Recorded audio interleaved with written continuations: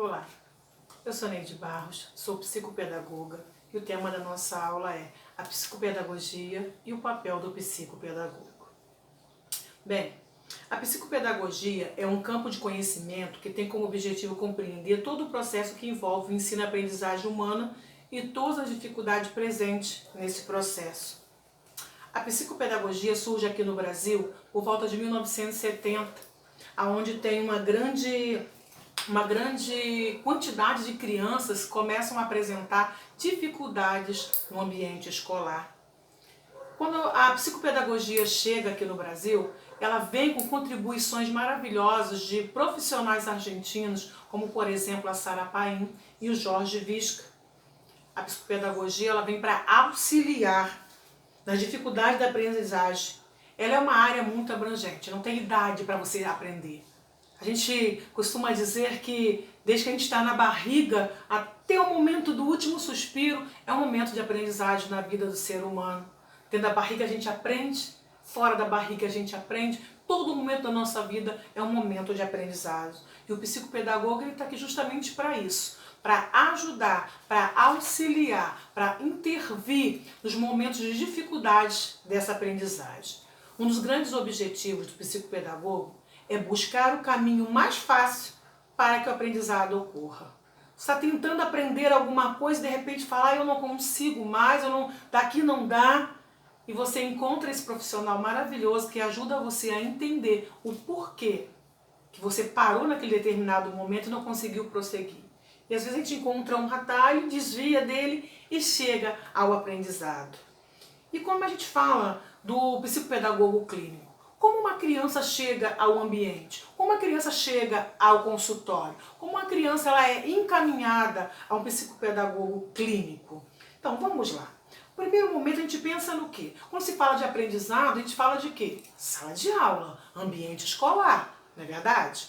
E o professor, mais do que nunca, ele é um dos facilitadores para nós, profissionais da psicopedagogia, para observar essa criança.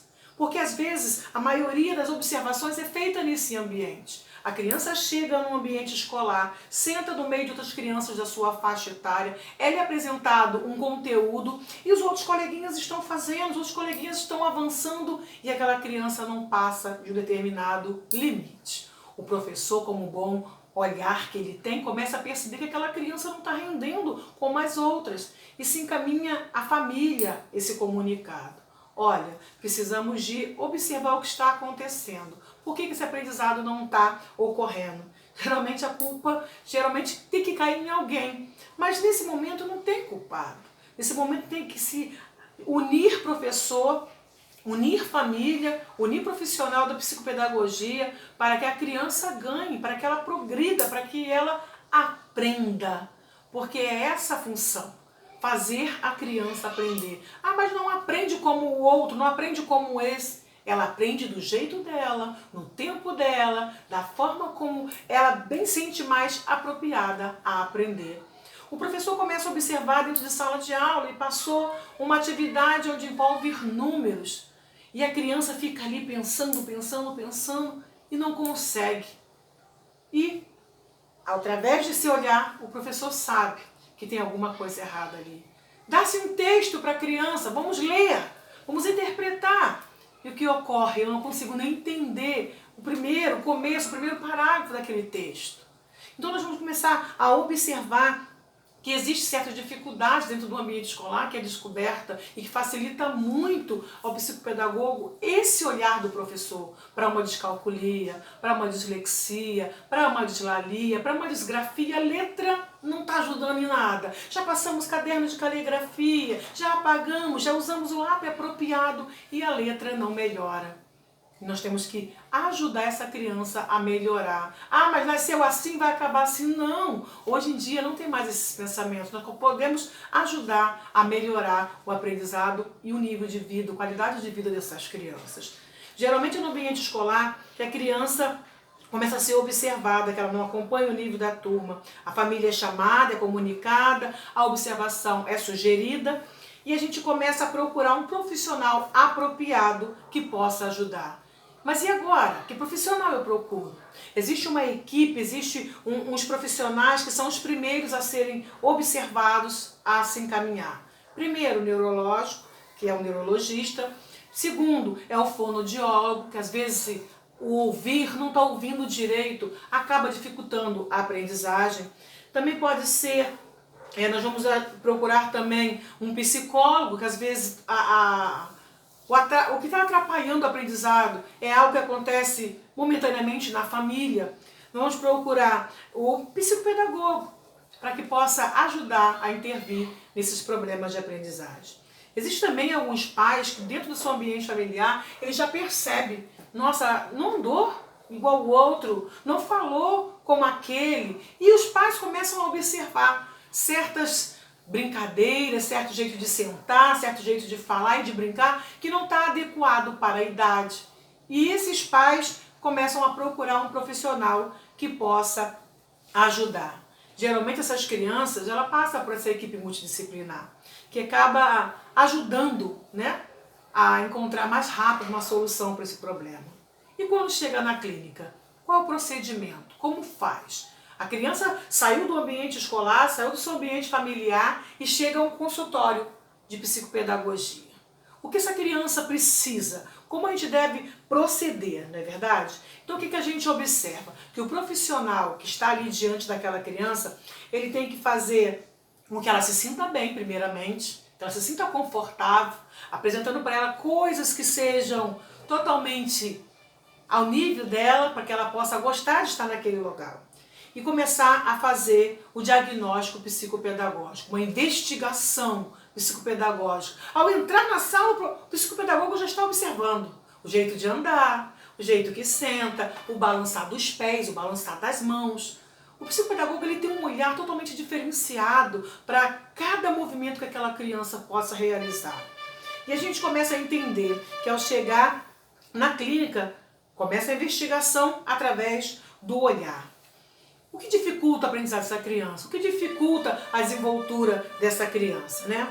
Eu vou dar para vocês alguns exemplos que possam ser, façam com que essa criança chegue no consultório.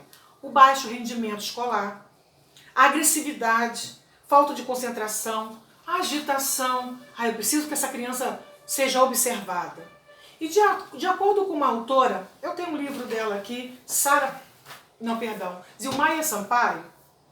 Eu tenho livros da Zilmaia e dentro desse livro ela tem uma citação que diz: muitas vezes ele, a criança, é apenas uma vítima de situações de famílias conturbadas ou de uma sala de aula ou de uma escola desestruturada em termos de metodologia. Às vezes essa criança está dentro de um ambiente familiar totalmente conturbado, de acordo com a Zilmaia Sampaio, e isso acaba trazendo consequências no aprendizado dessa criança. Ou uma metodologia que não está adequada para que ela acompanhe, a letra é muito pequena, a claridade da sala é muita, e a gente começa a observar que certas coisas incomodam a criança no seu momento de aprendizado. E quando o psicopedagogo clínico começa a observar, ele tem as suas estratégias para começar a procurar esse bloqueio.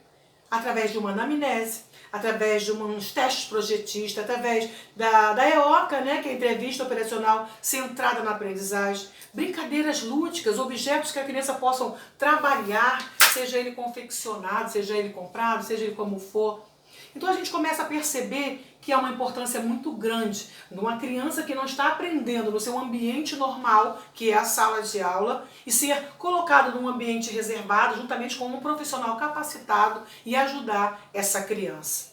O psicopedagogo ele deve deixar claro questões sobre horários, sobre valores, sobre quantidade de sessões que a criança precisa, né, para fazer com que aprenda ou descubra melhor essa forma que ele deve ser tratado, né?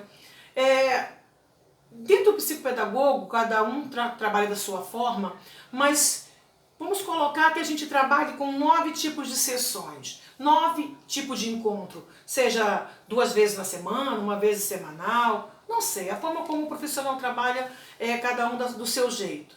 Mas nesses encontros, o profissional deve ter um olhar a cada desenho, a cada brincadeira, a cada pegar no lápis, a cada objeto que ele tem por prazer pegar.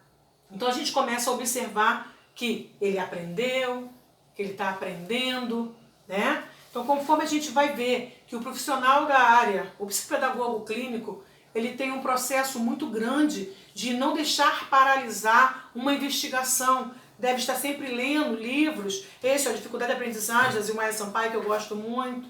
Esse aqui que traz pra gente muitas dicas de relatório, da anamnésia, da EOCA, que pode ser para uma próxima aula, esses testes projetistas. Nós temos também, da Lu de Oliver, os distúrbios da aprendizagem. Quantos distúrbios, quantos transtornos a gente encontra dentro do ambiente de sala de aula, seja ele o TDAH, a descalculia, a hiperlexia, disortografia, autismo, as síndromes que estão aparecendo aos montes, né? A dislalia, a disgrafia, são coisas que estão no ambiente da sala de aula.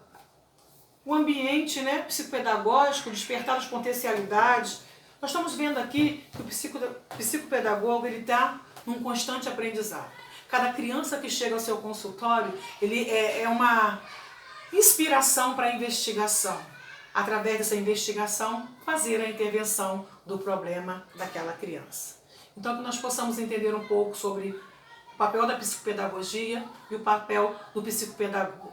Na nossa próxima aula, a gente pode falar dos testes projetistas, da anamnésia, da EOCA, que tem uma grande gama de forma de se trabalhar, ok? Então, até aqui, ficamos para a próxima aula com ótimas sugestões para continuar.